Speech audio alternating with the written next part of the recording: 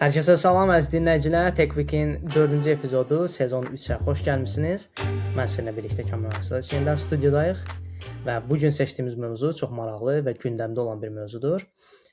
Və son bir neçə dəfə biz bu mövzuya ən son toxunanda üstündən belə keçdiyimiz, amma dərindən dalış etmədiyimiz bir mövzu olacaq.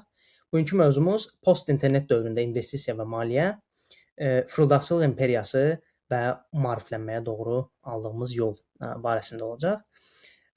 Və biz əslində bugünkü mövzumuz üzərində ilham aldığımız bir məqalə oldu və bu məqalə jurnalist araşdırmalarının aşkara çıxartdığı böyük bir maliyyə və investisiya fırıldaqçılıq şəbəkəsi və necə bu investisiya platformaları bir-birləri ilə əməkdaşlıq edirlər və insanlara maddi zərər vurmağa çalışırlar və həmçinin bu mövzunun texnoloji yeniliklərlə və internetin post-internet dövrünün təkamülü ilə bağlantılı olduğunu biz sizinlə müzakirə edəcəyik.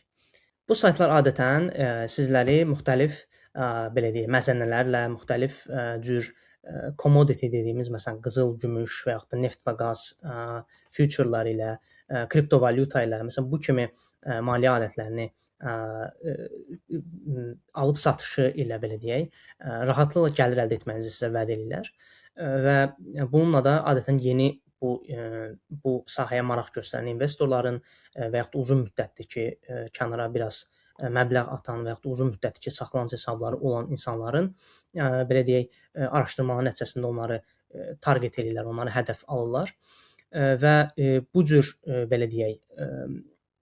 cür veb saytların bir neçə xüsusi özəllikləri olur ki, siz bunları görərək bunları tuta bilərsiniz. Bu hansı red flag dediyimiz qırmızı bayraqları tuta bilərsiniz ki, bu həqiqətən də gerçək xidmət göstərir, yoxsa bu fırıldaqçılıq saytıdır. Fırıldaqçılıq şəbəkəsinin bir parçasıdır. İlk öncə bu kimi veb saytları araşdırmaq lazımdır. Görək ki, bu servislər, bu xidmətlər, bu şirkət adları başqa hansı axtarış nəticələrində çıxır və yaxud da hər hansısa bir hökumət və yaxud hər hansısa bir qurum onları öz listinə daxil edibmi, öz qara listinə daxil edibmi? Bir çox hallarda siz bu şirkətin adını yazdıqda internetə ortaya çıxacaq nəticələrdən görəcəksiniz ki, hansısa bir ölkə, məsələn İspaniya və yaxud da Fransa və yaxud da ABŞ, UK, Böyük Britaniya, yəni bunları bu şirkətləri öz listinə alır və bu listi adətən yüksək riskli maliyyə xidmətləri göstərən bir şirkət və yaxud da yüksək risk maliyyə riskləri altında olan bir şirkət kimi qeyd edir. Yəni bu o deməkdir ki, bu adda bir şirkət əgər sizə hansısa bir xidmət təklif edirsə, ehtiyatlı olun, çünki bunlar adətən özlərinin göstərdiyi kimi fəaliyyət göstərmirlər. Yəni burada bir fırıldaqçılıq riski olduğunu göstərirlər.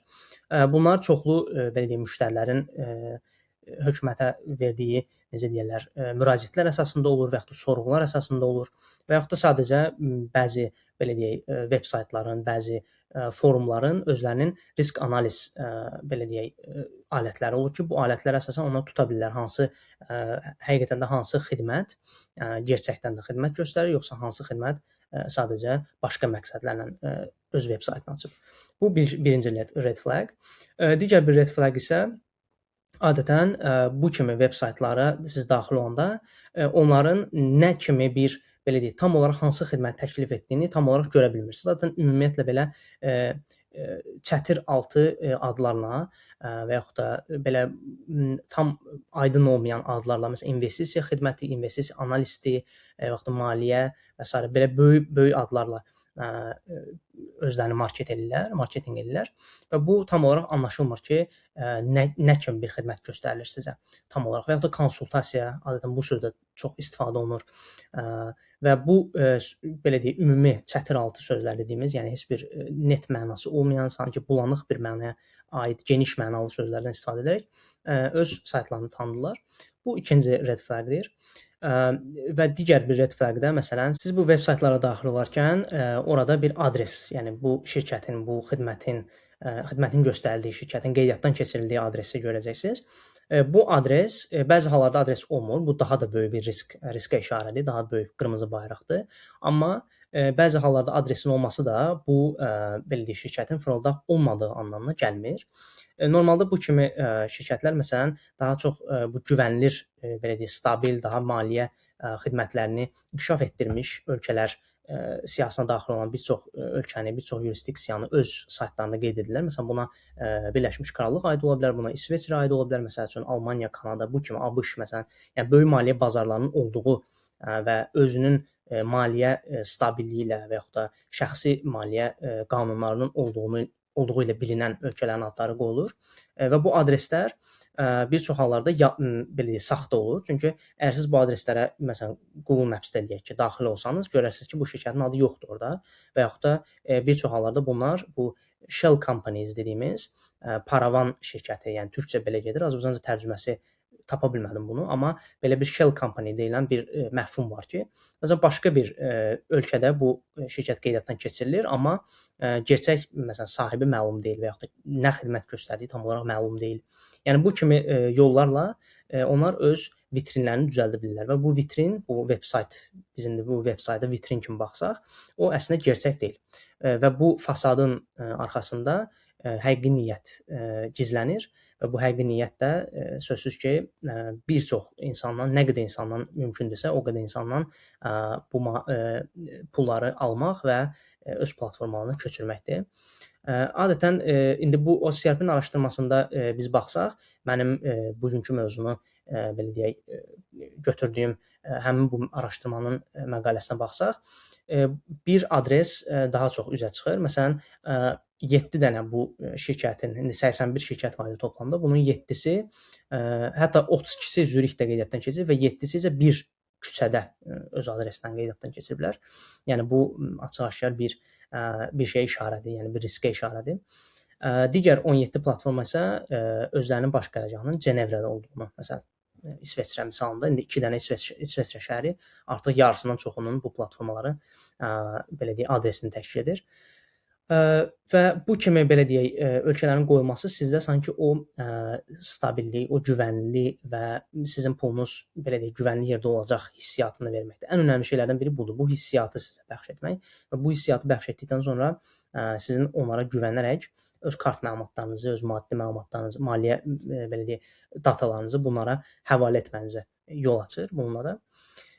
Məsələn, bu şirkətlərdən birinin adı məsələn Elenoxon adlı bir brend olubdu və bu Cenevrədə öz şirkətlərinin baş qərargahının olduğunu iddia edir və zəng zamanı, jurnalistlərin araşdırması zamanı zəng olunubdu və onlar özlərinin Cenevrədə olduqlarını təsdiq ediblər, amma araşdırmalar bunu göstərir ki, bir belə deyim maaş listinin yazıldığı bir sənəd məsələn sızdırılıb oradan və görünür ki, onların əsl adresi məsələn Bolqarıstanda olubdu və bu Bolqarıstanda onların belə deyək skam özlərinin fırıldaqçılıq əməliyyatlarını həyata keçirməsi üçün orada bir şəbəkə məsələn qurulubdu, bir şirkət yaradıblar orada. Və araşdırmaçılar bunu ortaya çıxarıblar ki, jurnalistlər bunu aşkara çıxarıblar ki, bu parlaq belə deyək adreslərin arxasında həqiqətən bir şey yatmır. Yəni gerçək bir xidmət yoxdur. Bu platformaların xüsusiyyətlərindən belə deyək, bu 3 dənə əsas diqqət eləməli olduğunuz nişanlara, belə deyək, bu risk belə deyək, red flaghlərə biz toxunduq. Ən önəmlərindən biri də məsələn bu araşdırmanın, məqalənin göstərdiyi ikinci qeyd etdiyimiz kimi öz saytlarında mükafatların, öz saytlarında müxtəlif sponsorluqların və yaxud da böyük şirkətlərin, tanınmış avtomobil şirkəti ola bilər və yaxud da digər özünü tanıtmış bir şirkət ola bilər. Onların endorsementləri, onların belə deyək, özlərinin belə deyək dəstəklərini ifadə edən saxta mesajlar və yaxud da saxta mükafatlar olduğunu da görə bilərsiniz. Bu kimi veb-saytlarda bu taktikalardan da istifadə olunur. Və bayaq da qeyd etdiyimiz kimi gəlin toparlayaq bunların hamısını birlikdə. İlk növbədə ən önəmli red flaghlərdən biri öz saytlarında adreslərin olması və yaxud da olmaması ilə bağlı idi.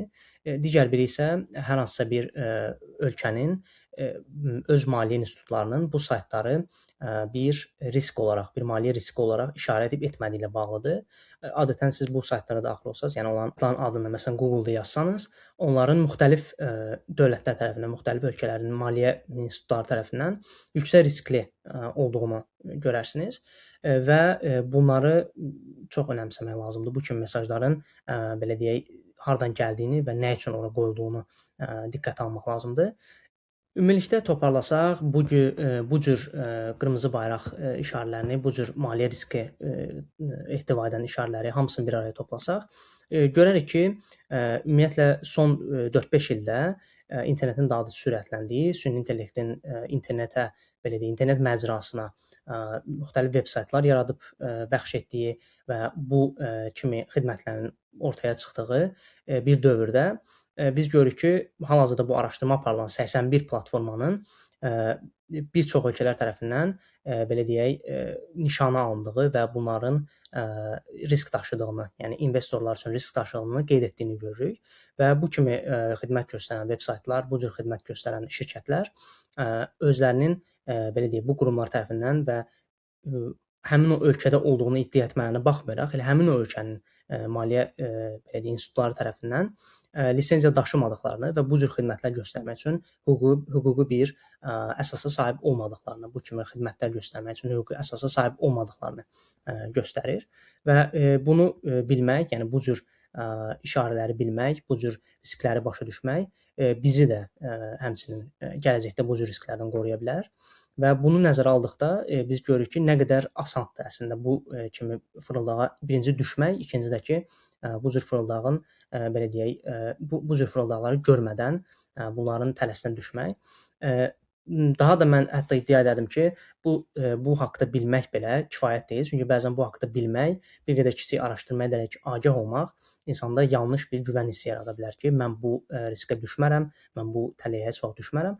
Amma ən azından hər birimizin kənarda bir qədər belə deyək, pulu varsa, bir qədər seyv eləmişiksə, bunları biz çox diqqətə almalıyıq. Çünki hər birimiz istər-istəməz öz gələcəyimizi düşünərək bu pulu daha yaxşı bir yerə yatırım eləmək istəyirik və yaxud da nəsə bir şey almaq istəyirik. İstənilən halda əgər internetə siz hər hansısa bir kart məlumatlarınızı daxil edirsinizsə və internetdən nəsə bir şey alırsınızsa, hər zaman bu kimi məlumatlara çox diqqət etmək lazımdır. Hər zaman detallı şəkildə araşdırmaq lazımdır. Hansı belə deyək, şirkətin məhsulunu istifadə edirsiniz, hansı maliyyə xidmət təklif edən şirkətin belə deyək, xidmətlərindən istifadə edirsiniz. Bu şirkət harda yerləşir, həqiqətən mövcuddurmu və yaxud da hansı ölkədə qərarlaşıbdır, baş qərargahı hardadır və s. və s. Yəni bu kimi araşdırmalar etmək hər zaman faydalıdır və öz belə deyək, ehtiyatımızı əldən verməmək hər zaman bir nömrəli gəlir.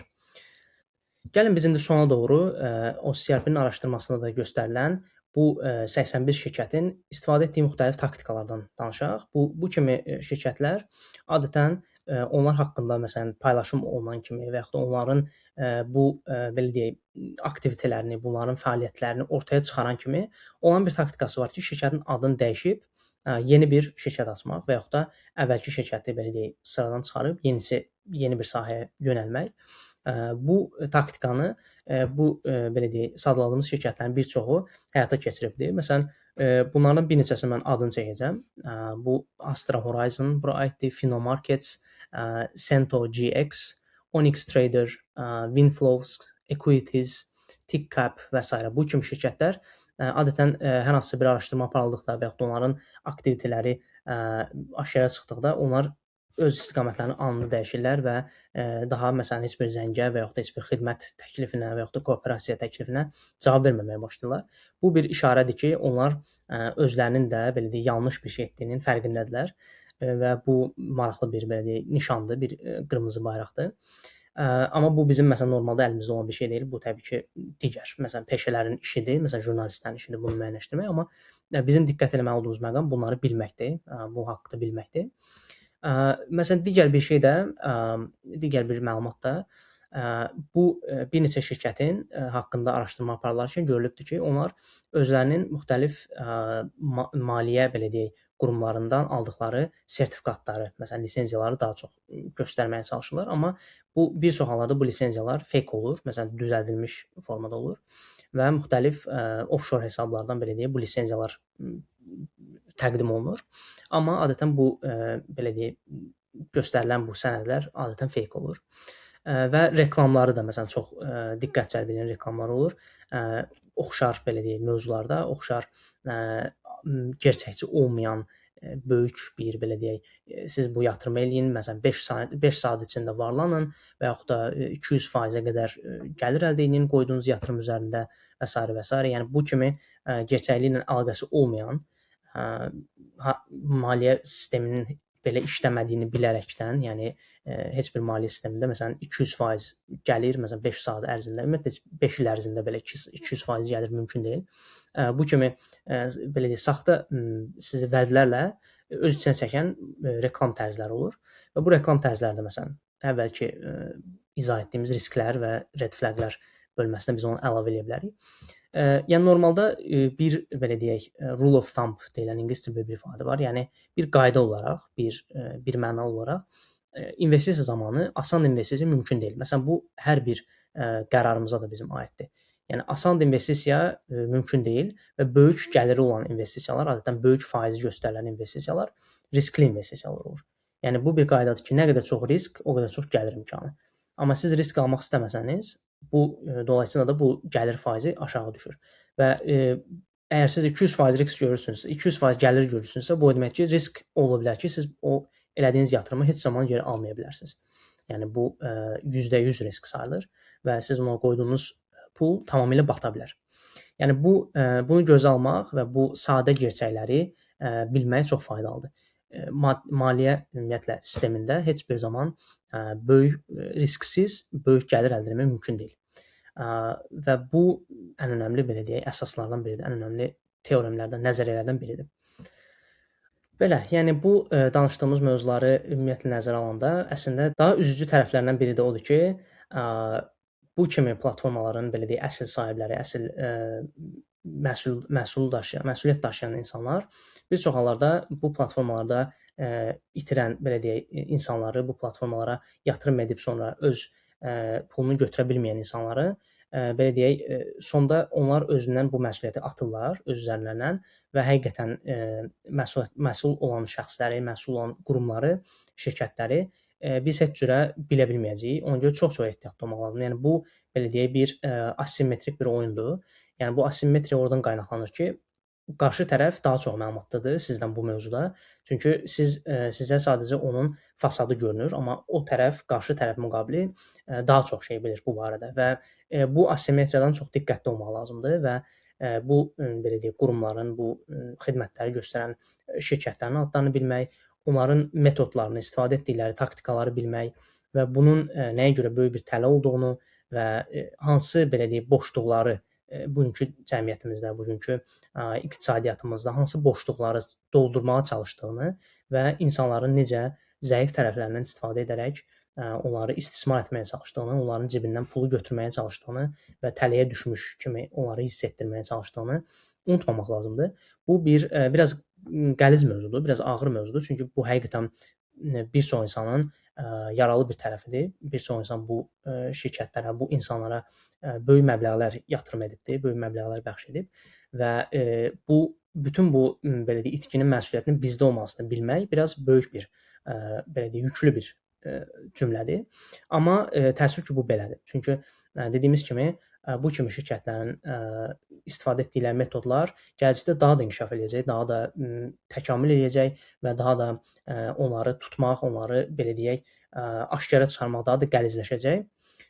Sadəcə bizim əlimizdə olan bu kimi mövzularda maariflənməkdir. Elə mövzumuzun başlanğıcından da gördüyümüz kimi post-internet dövründə bu xidmətlər daha da göbələk kimi belə deyək, hər yerdən çıxacaqlar və bizim əlimizdə olan alətlər məncə daha güclüdür. Məsələn, təklifə dinləmək, bizimlə birlikdə maariflənmək sizin edə biləcəyiniz ən yaxşı şey ola bilər. Biz bu mövzuda əslində 3-cü dəfə artıq danışırıq. Bənzər mövzularda 3-cü dəfə danışırıq. Bu isə göstərir ki, texnologiyanın inkişafı ilə, texnologiyanın təkamülü ilə bir çox sahələr kimi həm də maliyyə sahəsi, investisiya sahəsi də dəyişir və insanlar gələcəyə yatırım etmək istəyir. İnsanlar artıq 10 il əvvələ müqayisədə, 20 il əvvələ müqayisədə daha maddi olaraq daha agah durumdadırlar, daha savadlı durumdadırlar və bu əslində yaxşı bir şeydir. Bu yaxşı işarədir ki, bu kimi xidmətlərə ehtiyac var.